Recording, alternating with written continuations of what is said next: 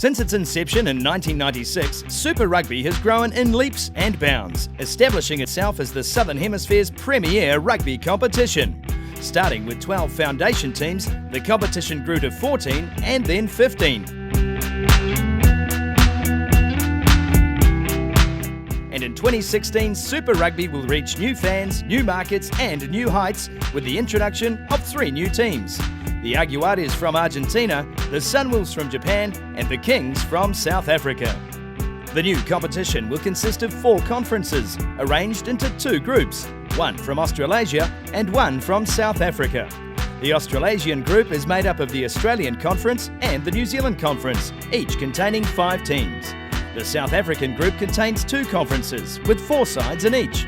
These will include all South African-based teams and the teams from Argentina and Japan.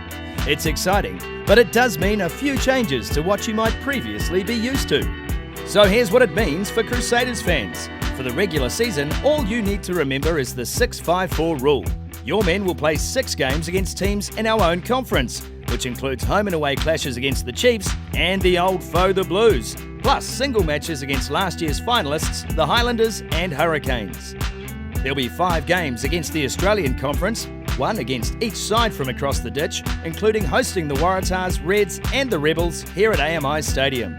And the Crusaders will play 4 games against one of the South African conferences. This includes a venture into the Lions' Den at Ellis Park and a visit to Durban to take on the Sharks. Plus, we'll roll out the welcome mat in Christchurch for the Kings and an historic clash against the Aguares of Argentina. So, the Crusaders take on more Aussie teams, get their first taste of Argentinian Super Rugby, and can look forward to meeting the new Japanese franchise in 2017 as Super Rugby goes out to more fans and more markets than ever before. Each team plays 15 matches across 17 rounds and will have 2 byes.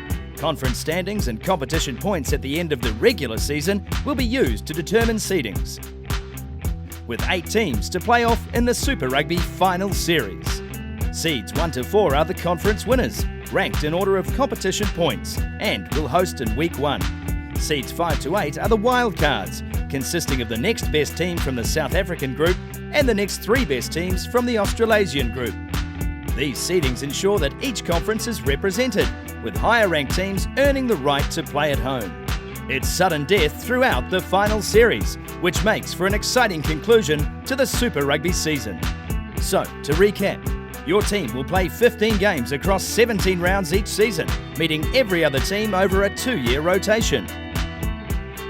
With a broader pool of playing talent, bigger thrills and new rivalries throughout new countries, this is the next bold step in the ongoing evolution of the best provincial rugby competition in the world, driving Super Rugby into a rousing new era.